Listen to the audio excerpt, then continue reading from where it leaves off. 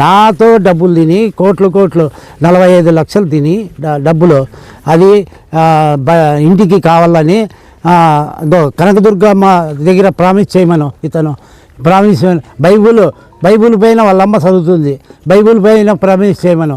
నేను 36 ఏళ్ళ సర్వీసులో ఎలాంటి రిమార్క్ లేదు, నీతిగా బతికినాను. నా పైన చాలా విజృంభణ చేసినాడు ఈ బాల పెద్దన్న.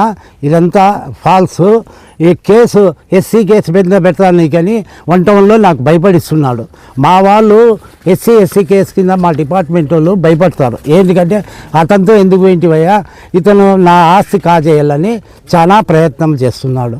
ఇతను అప్పుడే భూములు కబ్జా చేసినట్ల కొన్ని అందరికీ ప్రజలకే తెలుసు, నాకే కాదు.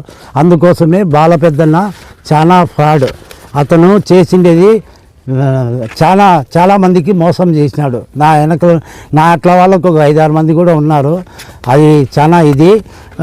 నేను గవర్నర్లైన ఎస్పీ గారికి కూడా కోరుకున్నా, ఒక డిపార్ట్మెంట్లో చేసినాను సార్, నాకే పోలీస్ డిపార్ట్మెంట్కి ఇప్పుడు ఎస్సీ కేసు ఏంటంటే అతనిది బలిజోళ్ళు, నువ్వు బలిజినా కొడుకు అంటాడు. నాది రక్తమే అతనిది రక్తమే, ఎస్సీ రక్తం ఉంటుందే, ఆ పేరు పెట్టి భూమి కబ్జా చేయాలని చాలా చూస్తున్నాడు.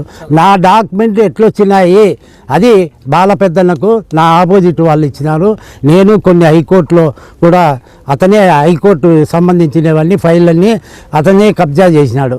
నా ఫైళ్ళు నాకు ఇచ్చేస్తే, నా భూమికి సంబంధించిన ఫైళ్ళు ఇచ్చేస్తే నేను విముక్తి అయిపోతాను. బాల పెద్దన్న పైన తగు చర్య తీసుకోండి. ఇది